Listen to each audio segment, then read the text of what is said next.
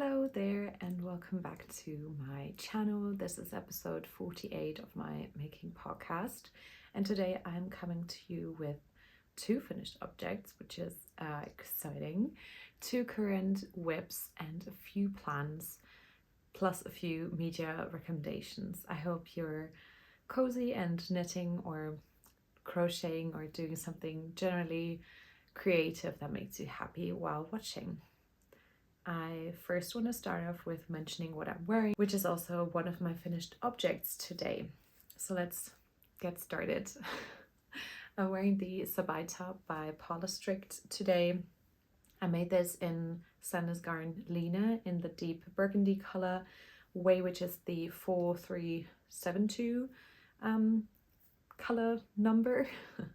I cast on for size 3, but then I eventually worked more increases here on the sides to get to the stitch count that was somewhere between size 3 and 4, because my recommendation for my bust circumference, which is a 99 centimeter bust most days, was size 4, but I didn't want it to have too much positive ease, so I was somewhere between those two sizes, and yeah, that just worked out well for me. I did also shorten the front and the back by 1 repeat because I really didn't want, and I hope you're able to see this here, I didn't want my bra to be showing, and so I'm quite happy with how I did that. It's just 1 repeat less in the straight part before starting the increases, so I'm still between, like on the stitch count, I'm still between a 3 and a 4, and I actually did end up with just 1 centimeter of positive ease around my bust. My gauge was on, so I'm not exactly sure how that worked out, if I didn't increase as many stitches as I thought I would in the end. I had a plan, and then I just pretty mindlessly knit on this too. It wasn't something I was thinking about too much. But yeah, in the end, it worked out to have just 1 centimeter of positive ease on the bust, which I think is a wonderful fit. Like I said, the yoke kind of thing is not too deep on me, which I think is nice. You're not able to see my bra. Because this is quite wide here, there's also no bra peeking out on the sides, which is also nice. I think this is very bra friendly. As I've mentioned before, I wish this designer would increase their size range. I've actually sent them a message about it and asked them if they were planning on doing that. But yeah, she said that she asked me what size I wanted to see in the pattern, which I said that that's not for me personally, that request kind of thing. Was more so like in a general interest of size inclusivity that I was asking her. And she said that she liked the idea of adding more size in the future, but that she wasn't able to do it right now. So we'll see how that goes. I think it is generally such a simple pattern that I would hope that grading it up to a few more sizes wouldn't be that big of a deal, so that she would do it in the future. I did add 2 sets of decreases in the body modeled after my Take Turns tank and the Feels Right tee by Lily Kate Makes that I knit last summer. I just really like the look of the pattern going in a bit. I have a relatively short torso, so this is 45 centimeters long and hitting me like right on the top of my hips, which my hips are like, I don't have my waist circumference in mind, but my hips are like 10 centimeters, like almost 10 centimeters bigger than my bust. So I'm more so like going out on that part of my body. So I always tend to like things sitting like on top of that, generally like a few centimeters over my jeans or like my pants kind of waistband, you know. It's like a I'll insert some clips so you can see how the thing is, like the top is fitting. But yeah, those body decreases, I did 2 sets of body decreases with about 22 rows in between. It's just the way it worked out at the time. I wasn't thinking about it too much, and that meant that I had a circumference of about 69, or I had a circumference about 96 centimeters, so 4 centimeters less than my bust on the end, like on the hem of this. This has like a raw edge kind of finishing. This is the Sabai top number 2. So this doesn't have any of the ribbing elements that the first version of the Sabai top has, but I'm super happy with it. Like I said, I'm not gonna stand up. That's just a bit too, like, it's not, my setup doesn't work for that, but I'm as always going to include pictures and video footage, so you'll be able to see more of what I'm talking about with length and all of that. And in the end, I was able to get away with just using 4 balls of the Lina, which makes this top lighter than 200 grams at the end. I had like 4 grams left before doing the bind off.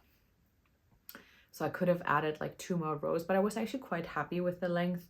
And so I'll just have some left over in stash if there's ever anything that I need to repair on this. So I returned 2 skeins to my LYS that because the pattern actually recommended 6. I don't really see how I would have needed 6 even if I were to knit the body a lot longer. But keep in mind that I bought the yarn recommended for size 4 and I did like this size 3 for a mesh up and I cropped it. So if you're doing like a regular size 4 and also cropping it, you will probably totally be able to get away with like 5 skeins though. So I think they kind of overestimated a bit. That being said, I didn't knit a gauge swatch for this because having like the back part of the project be like a pretty big like rectangular shape, and I would have been able to like steam block that and see if the gauge like fit. I didn't do that, but I could have. I just checked it. I didn't block it in between the process. I actually don't know a ton about how important blocking on like just vegan fibers is, like on the technical or like chemical backside of that. I don't really know the how important it is in comparison to wool, where I would just generally block everything that I've knit. I did block this though just with like regular tap water. I didn't put any product in. Obviously you shouldn't put any wool wash in, but you could add some just regular like detergent. I didn't do that because I thought I had like particularly dirty hands while working on it, and I thought that if I wore it a couple of times and it felt like it needed a wash, I would just put it in like a cold cycle in my washing machine. But I wanted the stitches to kind of even out. I wanted the hem, because it's rolling up a bit, I just wanted to lay that flat before it'll just roll up whenever it wants to. But I felt it felt wrong to kind of wear it without blocking it first, so I did, and I think the result is really nice. I love this color. I just realized, like remembered that one time I wore one of my favorite like just bought t-shirts like from the shop in a similar color, how many compliments I got on that video that the color suited me so well. And I thought it was funny that I was kind of making my me-made version of that now. I think it's a wonderful project. I've been wearing it now. This is the 2nd day that I'm wearing it, so I'll probably have an outfit repeat in my me-made May, though because it's a bit cold inside, I'm gonna put on my new knit sweater on top of it, so I'll have kind of a second me-made option. But yeah, I highly recommend this pattern if you're a beginner. It is easy enough. Like I said, I'd hoped it had a bit better size range, but other than that, it's a really affordable, like this cost me around 20 bucks to make, because the Lina I needed like that, like I said, those 4 skeins, and the Lina is generally between like 5.50 and €6, I would say. So it's a really affordable, super quick 4mm needle summer knit. I did need a month and a bit to make this, just because I was knitting on other stuff, namely my next finished object, which was a bit more involved. And saying that, I could have probably finished the Sabai top quicker, but it's not about speed, you know. I enjoyed knitting on it, and I could see myself making another one in the future. We'll see how that goes. Maybe I'll use the Isaiah Trio 2 that we've just gotten to the shop that I work at in Marburg. I could see myself holding that double and knitting another Sabai top and maybe doing the like elements, but my other warm weather knits have priority now before I buy any more summer yarn or I put any more summer plans on my list. I want to get some of these pre-planned stuff with yarn from stash done. Okay, moving on to my next finished object. I'm just quickly gonna put it on. Like I said, it's somewhat cold enough inside to wear it for now. I might regret saying that and have to take it off again, but that's the fun thing about having multiple finished objects in one episode. You can wear all of them. Here it is, my finished Lunenburg pullover by Christoffers. Funnily enough, I also did a size 3 to 4 modification for this sweater. I knit this sweater in Rauma Finu that I also bought at my local yarn store that I work at, Strickverliebt. Rauma Garn was a somewhat recent addition to our shop, and I was so happy. I was really rooting for that edition because I loved actually knitting with Finu in the past, and I really wanted to knit with Fivel and Vams too. But I'll save that till the weather gets a bit colder again. The Finu is a sport weight yarn, and it's actually a great kind of thickness of material to be wearing like on top of something a bit more lighter in the spring or on summer nights maybe. I did a knit along with one of my great friends, Marla. She also has a knitting podcast on here. She does hers in German though, so if you do speak German, definitely check her out. I'm gonna link her Knit Not So knitting podcast. She is very inspirational to me, a very dear friend, and I was just so happy when we realized we both wanted to make this Lunenburg pullover like about a year ago. And then it wasn't a struggle, but we had first picked out some other yarn that we wanted to use for this that we then realized was a bit too thin. Like, I don't know how that happened, but we thought, okay, we're just gonna rewrite the pattern for the gauge that we will get. That wouldn't have been a huge difference, but yeah, it was an all alpaca yarn, so the drape would have been super nice, but we also weren't sure about like how well the pattern would come out. So we decided to postpone knitting with that yarn and get the Rauma from our LYS instead. We actually picked the exact same colors too, so it is a true friendship sweater. You could check out her version on her Instagram. She's actually finished it and she's featured it in her Me Made May for this year as well. So that is so fun. I knit this in exactly 1 month actually. I started on April 12th, which I remember because that was like a couple of days before my birthday, and we had like a cast on day. She spent all night. My friends spent all day with me here on the couch. We went for a walk, but most of the day we were knitting, and that was so fun. We got through quite a big chunk of the colorwork yoke on that day, and then we worked on it like alongside each other. She's actually moved about like half a year ago from the city that I live in to a city that's like 1.5 hours away, around like 1.5 hours away. So we thought that it was so nice to have a sweater to be able to put on when we miss each other, because we can't see each other as often as we did when we were just living like 10 minutes away from one another. I used about 4.5 skeins of the green color, which is the main color. I'll have all of the color numbers linked. I find that to be a lot easier than to mention. I think this is 4129. It's not a lot of fun to just like throw numbers at you. So it'll all be in my Ravelry project as always, and you can find it there. And then I used about half a skein for most of the contrast color. And again, you can see that in my project page. I do have enough left over because of that, like around 20 to 25 grams of each color to maybe be able to knit another colorwork project in the future. I'm slowly building up like a bit of a feral color like collection. If you've seen my Make 9 planning video, you'll know that I'm planning like a feral cowl this probably this this autumn, because right now I don't think it'll be seasonally appropriate to knit on that, but I could see myself maybe making like a cushion cover or another scrappy project with whatever is going to be left from that, or just have like a bit of a small feral yarn stash to make other projects with in the future.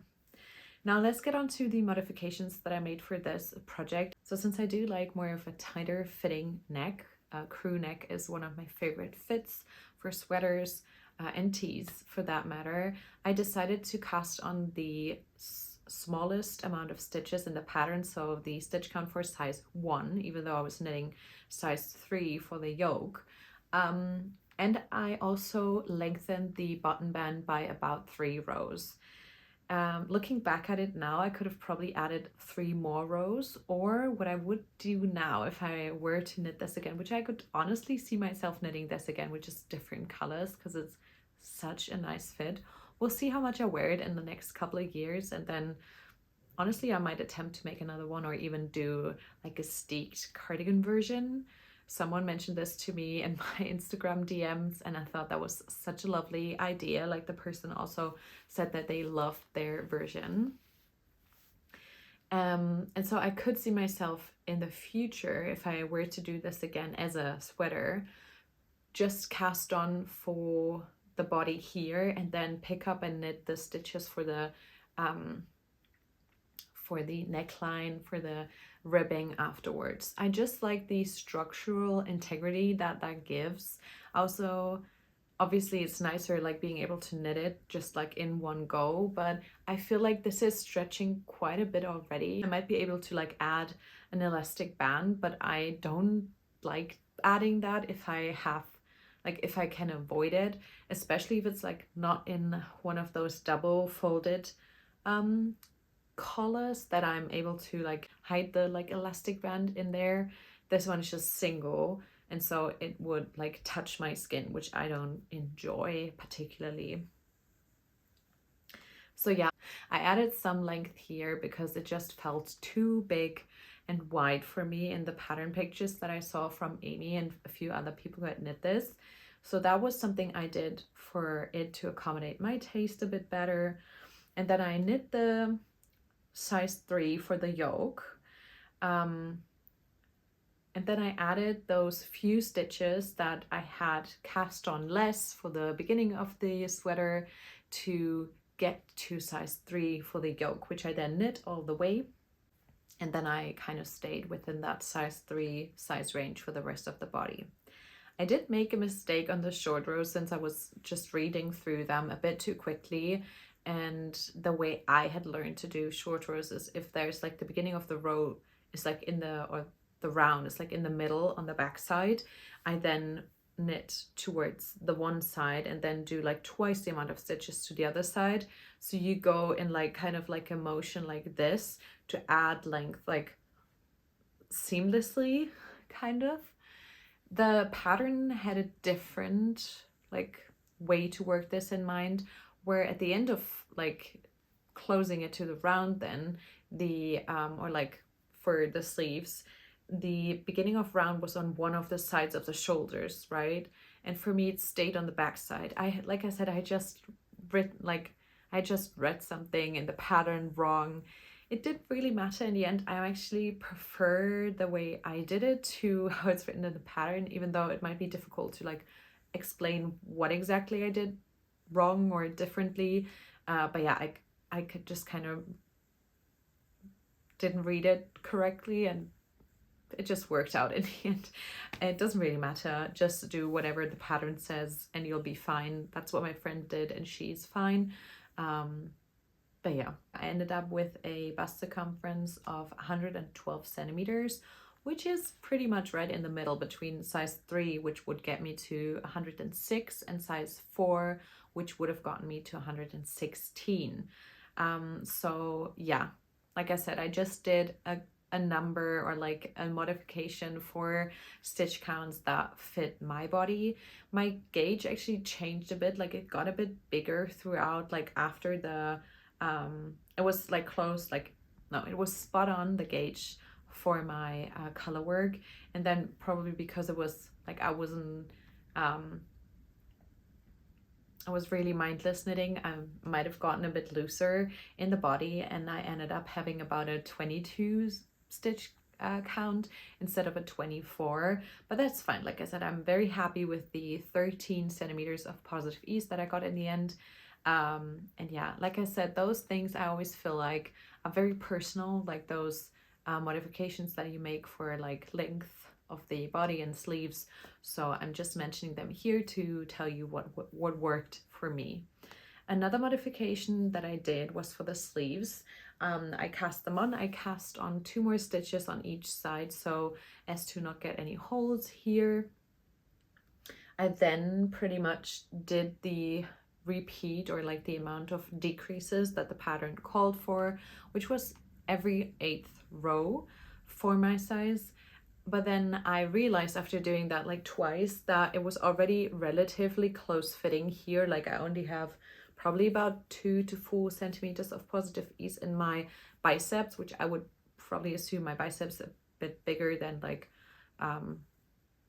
I don't know, like standard, maybe like in comparison to my bust size. I don't know. I always find like I'm a bit bigger here. And so I felt like going in a slower decrease, like repeat, would help me get to like a sleeve length and width that I would like. So I started doing decreases every 12th row instead of every 8th row, and that helped me get to, like I said, a length and a width of sleeve that I really liked. I knit them till I was about, I don't know, like 5 centimeters before I would want the sleeve to end, and then added the ribbing. I added the ribbing when I had 56 stitches, which I think was still like then corresponding to one of the sizes that I was knitting. Again, just like I said, buy the pattern and check it out for more information on that. But yeah, it's like a bracelet length sleeve. I'm really happy with the fit. There is a bit of like room in here. I did a tubular bind off because I think that's the most beautiful one that is out there. And yeah, I'm really happy with the amount of like space I've got in my sleeve. The yarn holds on to a lot of my hair, as most yarns do, but this more so, like rustic yarn especially. So yeah, I think these are all of the modifications that I did. I did actually also do a tubular bind off for the body, and I wanted to just mention this to anyone who's knitting with, you know, be cautious of the yarn ripping, because it's like pretty easy to rip. You're also able to split splice it because it's like a rustic yarn. But when I did the tubular bind off for the first time, I was doing it a bit too tightly, and I was trying to like see if there's any strength. I did that and then it ripped and that was like horrific. That moment I had to then unpick it again, take back all the stitches onto the needle, hope that they were safe, like knit back 2 rounds to be able to have them all at the exact like point, do the tubular setup rows again, and then do the bind off a bit more loosely. That worked out fine, but that was a horrible moment. That was a horrible thing to happen for the bind off to rip. That happened to me once before when I was trying to see if there's like enough give in the yarn, and obviously there wasn't, so it ripped. But yeah, I found a solution. It was all right in the end. But yeah, I knitted to a 46 centimeter length from the back side to the like end of the hem. Had a look at that, and yeah, that is a beautiful length for me, in my opinion. I asked for how everyone felt like with the length that I showed in my last vlog. If you haven't checked that out, I'd recommend you check it out, because I'm liking that kind of content. If you do also like, I don't know, like daily making vlogs or like a weekly making vlog, you could maybe check it out. And I had like, one thing I'm doing right now to be able to like really get all the lengths right is like trying to mid-project blog and like trying to put all of the like possible things on barber cords, and then waiting like knitting on some of the other parts of the project to then see like how it all falls, because I think you can't really see if a sweater is going to be long enough if you haven't knit on the sleeves, because maybe, for example, the pull on that will actually shorten the body a bit. So I'm really happy with the length, but I know not everyone likes things to be as cropped as I like them to be cropped. So I think that's also kind of to the point of personal preference. I like 46 centimeters of length for a body of a sweater, but if you like 10 centimeters more, that's fine, you do you. I am very, very much happy with how it all turned out. If you've got any more questions for this finished object, let me know in the comment section down below, and then I'll move on to my 2 current whips. Okay, first up we got the Fleur tee by Brianna Mason of Woolbird Design, and I have just made a few more rows of progress on this one. Okay, so this is how much I've gotten now. It's about 15 centimeters, I would say, of the body. I'm almost done with my first skein or hank that I wound, and I have about 5, I think. So I think it should be fine. I'm making slow and steady progress on this. I didn't focus on it too much while I was knitting on the Sabai top. I think that'll be the case mostly throughout the summer, that I'll have like one bigger woolly project going and then one top, and if there's another top on the needles, I'll have one that I'll focus on a bit more.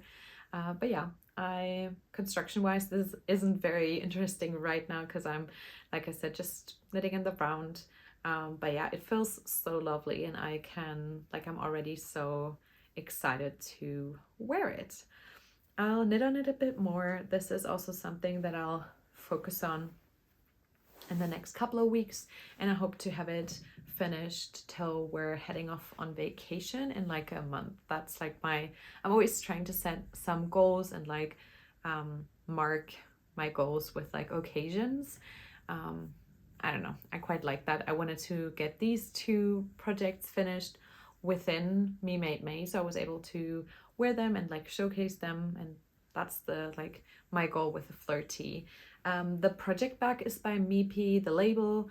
I've mentioned this in the last podcast, but if you've ever got any questions, you can of course comment them.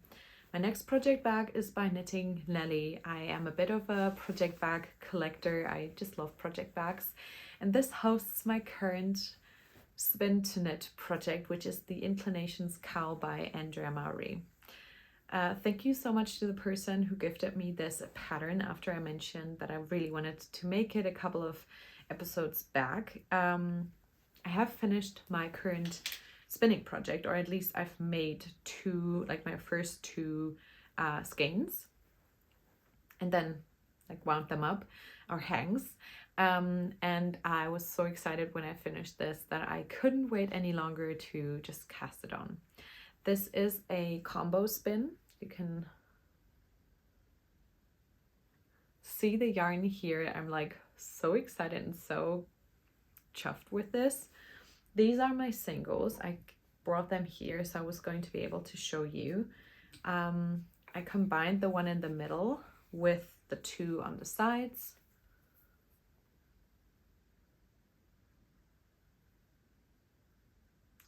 And as you can see, I have some left over.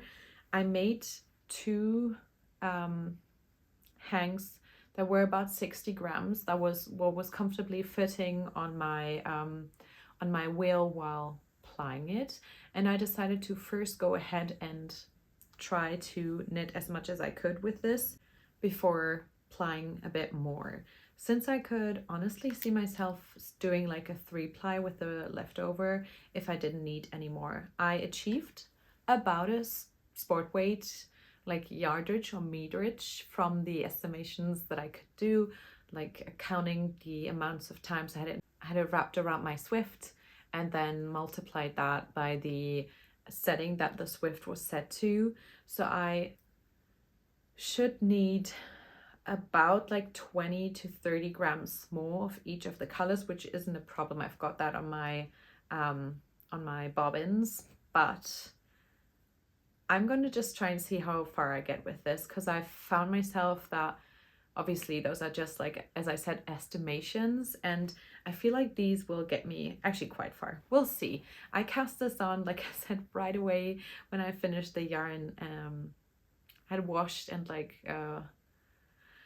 dried the yarn, and I just couldn't keep myself from casting this on. I love it so much.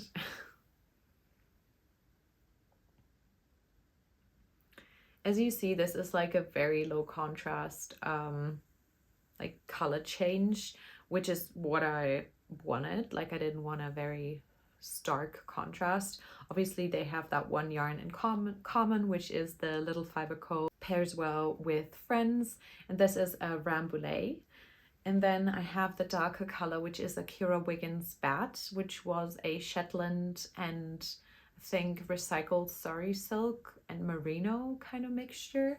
And then I've got a Polworth Bat by a Friendly Sheep, which is like a German hand-dyed wool or fiber company that sells at some of the local shows that I'm able to go to. So this is honestly a very international combo spin, which is really cool. This one Mia brought for me from the flock of 2024, and she gave it to me while we're seeing each other at Rheinberg, and I was able to stay with her. And then this one, like I said, I got at the Kasseler Fest this past year, and this one I got at one of the side events from Rheinberg last year again. So yeah, very international combo spin. Very happy with these colors, and I'm really happy with this. I have come to terms with the fact that I like a rosé color way now. I was never a pink person or girly, but I've just recently realized that, I don't know, I kind of like maybe a bit of pink in my life. I've never had like any objections against the color pink in and of itself, but it was never something I liked a ton. But now I've kind of found myself grabbing or like reaching towards the color a bit more, especially in my making and in my styling of like my outfits. I don't know why, but yeah. This is knit on a 2.75mm needle, as the pattern suggests. I didn't do a gauge swatch, so I will have to see if I'm like getting gauge.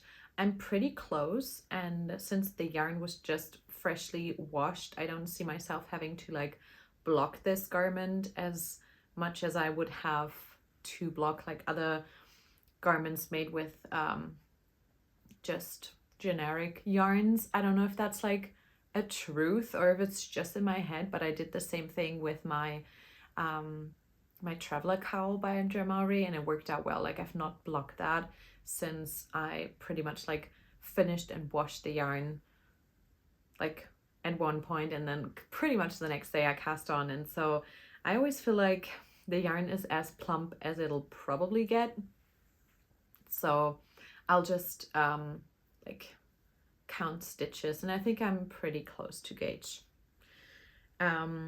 One thing I wanted to mention is that I try to spin this woolen spun, or at least supported woolen spun. This one was a braid, so this one turned out a bit more worsted spun, but these two I did actually try to ply as woolen as I could, like with the supported method. These, like, this was my first full supported woolen spun project, or at least one of the plies, like I said, because I had tried a few single skeins in the past, and I am prepping for my big spin through Tour de Fleece, which will be for my Hesper shawl by christoffers. And since I'm wanting to do that woolen prep, also woolen spun, or at least supported woolen spun, I thought I'll do a bit of a smaller woolen spun project before. And this yarn honestly has like the most beautiful bounce, and like it's so squishy. Like even if it's like a meterage wise, it should be a sport weight. It is very plump. So we'll see how it works out. I'm like very much in love with this. I can see myself wearing it and like loving it. I'll definitely take this to Rhinebeck when I've finished it, as well as this one actually. I think I am going to wear this one of the days at Rhinebeck. I could see myself doing that because I don't think I'm gonna be able to do like a particular like Rhinebeck sweater project this year. So I'll just work with what I'm already finishing up until the point. I did want to mention that my quilty cabin sock number 1 is finished, but I unfortunately realized like somewhere here that I wouldn't have enough yarn to do 2 socks. I have no idea how that happened. I was probably weighing it like with the label tucked into the yarn, and that gave it like almost 5 more grams than I then initially had. At the end of the day, I'm like at least 15 grams short. So like I said, I have no idea how that was, like how that happened. I maybe thought I'd need less yarn because I was doing color work, which is not very intelligent of me because obviously I'm still holding the brown as I'm doing the white color work. So yeah, I am, like I said, about 15 to 20 grams short. So if you do have any of the Archer by Coast to Coast in the classic sock left over, please feel free to reach out. This is a UFO now. So I've put it to the side. It'll, like I said, it's currently on my board here with a few more other single socks that haven't found a partner yet. It's fine. I was really disappointed and sad at first, but then I realized it's not that deep. I would love to wear this. My tension on my second row of color work like stars wasn't as great as the first one. I think I was trying to get through it too quickly, so I will keep that in mind for the next one. There are a few like very big stitches that I wanted to try like to pull more so on the inside. I was really happy with how I did on the first one, and then I don't know, I felt like I wanted to finish it too quickly, realizing I didn't have enough yarn. I kind of flew through it. I wasn't able to do like a contrast toe because I literally didn't even have enough like of the Archer by Coast to Coast for that. So it's a bit of a disappointing product. I'm a bit sad. We did a little mini make along for that, which is I think still going for like 1 or 2 weeks, and so many beautiful socks were finished within that knit along, so I'm really happy with that. But mine will have to stay a single sock for a while. I contacted Erin, who I'm also an affiliate with, so I asked her if she had any left because I was able to see like on the online store that she didn't have any in like online left, but I thought maybe she did have a bit more in store, so I did ask her, but she didn't get back to me yet. So we'll see. I don't know. I can't really do anything about it. And when I was looking at my project page for or like at my stash page for the Archer, I laughed like at myself so much because I've already put this in like 4 other projects. Like it's in my hot water bottle. That was the initial project I did with her like quilty collection, the patchwork collection she did.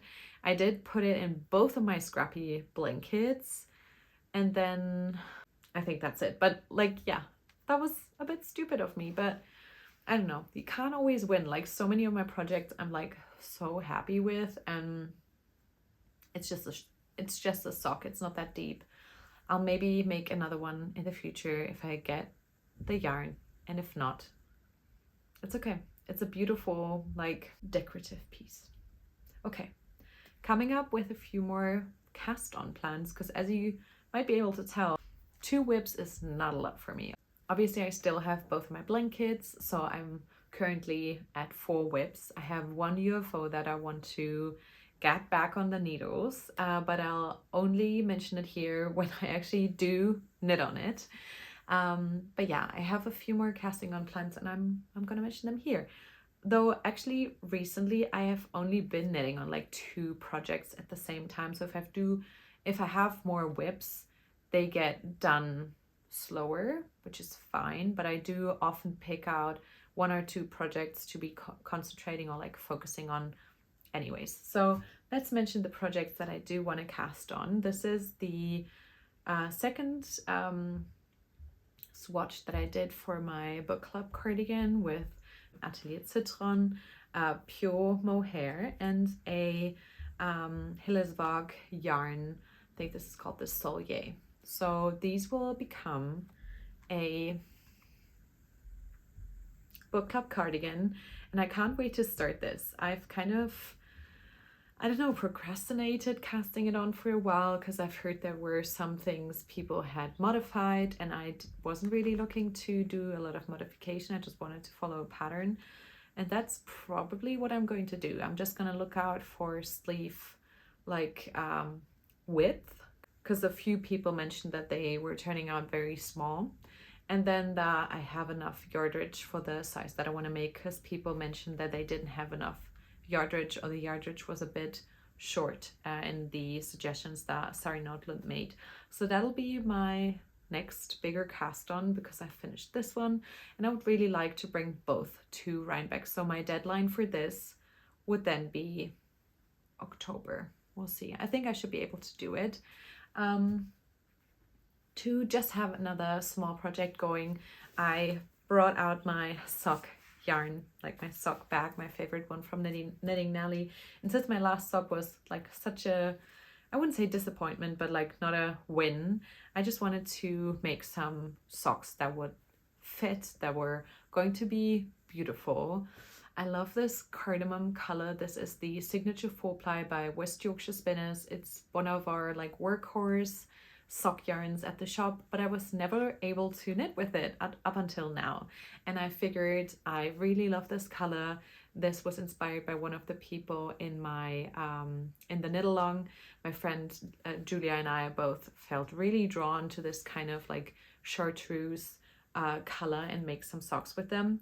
And I'm probably just going to do some sort of ribbed socks. I was thinking about maybe 3x1 or 4x1 socks, and yeah, that's what I'm gonna do. And I think I'll be able to join a cowl on this, because Hannah Bonet, I think is her name, is doing a boring socks cowl. Let me actually check if I'm, yeah, I think her name is Hannah Bonet, and she's doing the, I think, boring socks knit along, which I think is so funny, because I often do these like very colorful and fun socks, and they're beautiful obviously, because that's like a lot of the sock yarn that I have is colorful and beautiful. But yeah, I don't know why, but I really want to cast on these socks. I might actually just cast them on today, because I like want to have them on my needles. So yeah, I'm a bit torn between wanting to work on the stuff I've already got cast on, and that will then move quicker, and having another 1 or 2 projects in my rotation. So I'll probably be working on them for a little while. And yeah, I'm currently in a really good spot and space with my making. I'm happy with the things I'm finishing mostly, and really happy with the things I'm casting on. I wanted to mention one bigger plan for this year that is changing, or has changed. As you may know, there's a tradition that my partner and I have, that I gift him a sweater quantity of yarn for Christmas, plus a little miniature promise keeper, which is the mini crop puff that we then put on the Christmas tree. And then I'll make him that sweater within the next year, up until Christmas the next year. And I did gift him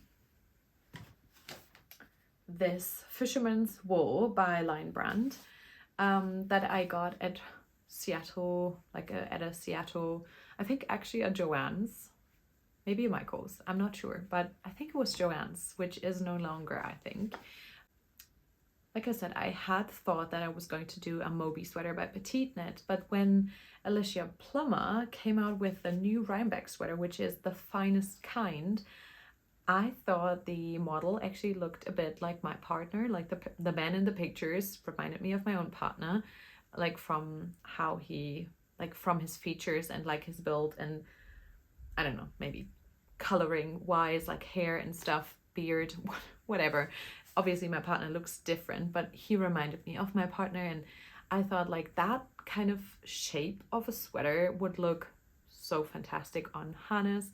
And so I asked him if he wanted to still go with the plan of having the Moby sweater for Christmas, or rather he'd have the finest kind. And he liked the finest kind a ton more. So maybe because the Moby sweater was like a slimmer fit, like maybe elongating the body even more rather than like featuring or like hugging his like muscles or like his broad shoulders a bit more. I'm not exactly sure why he liked it more, but we both liked it more. And so the plan is to make a finest kind by Alicia Plummer with this. So yeah, it is actually really close to what the color looks in the pattern pictures as well. So I thought I'd mention this. It'll be probably an autumn plan, and it's not even in my make 9, so I'll have to reevaluate how I'm doing, like maybe at the halfway point of this year, somewhere in June. I am already putting this out here that I'm doing a digital detox, like a social media break for the second half of June. So I'll be gone for a couple of weeks, not doing any social media, any filming, anything at all, because we're going to Italy for 2 weeks, my partner and I just want to get out, just want to detach for a while.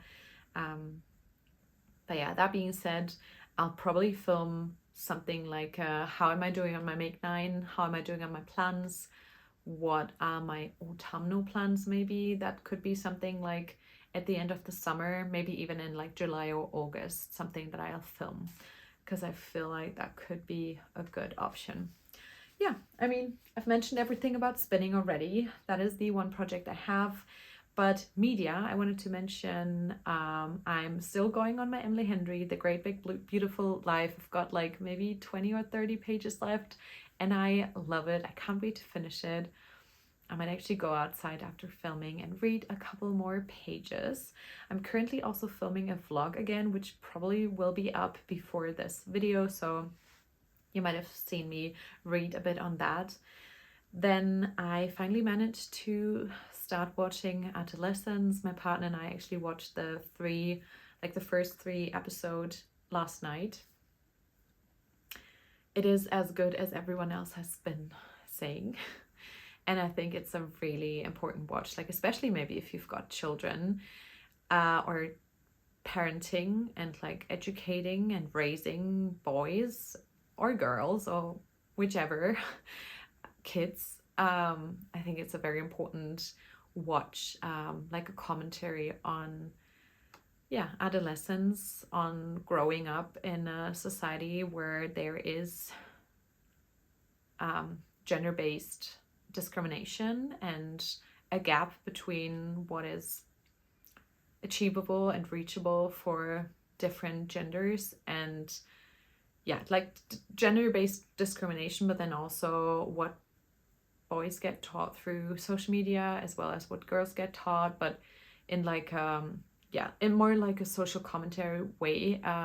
I mentioned that I was afraid that there would be like violence against women depicted in the show, which obviously it's spoken about throughout all of the show, but it's not visually shown. So that made it a bit easier for me to watch. It's still a very sore topic. Obviously it's an incredibly tough topic to be watching a show about, or be reading a book about, or watch any media about, but I think it is really important. And if you do find you're able to watch it or like give it a go, maybe, I think it's an incredible show. Okay, please excuse that. We've probably got a bit of a different angle now. Sorry, I had to take a quick break because my camera battery, or my phone battery for that matter, it died. And now I'm back for like 2 more minutes of just mentioning one more film and then saying goodbye. So whatever the case, I'm gonna have my lunch later after that, and I looked at the footage. I'm generally sorry that I'm like cut off in such a weird way, but I can't refilm this entire episode just because of that. So like I said, I'm gonna include a lot more footage. Ideally I would be setting up a bit more, or like having the camera a bit like down a bit, it's just stupid. I don't know, I always set up and then I get to filming.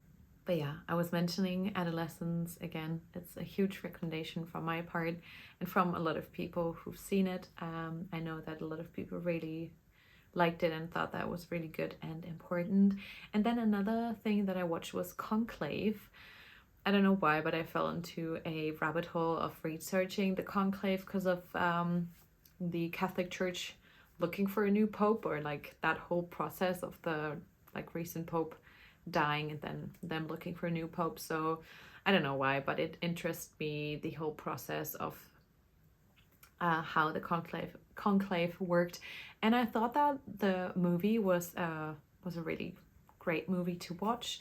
I liked how they depicted those like power games or struggles within the church, and whether a good pope was a person who didn't really want to be pope because he knew how big the burden would be, and like people who wanted it too much would be or could be dangerous. I think there's a lot to be said about that, even in like general politics.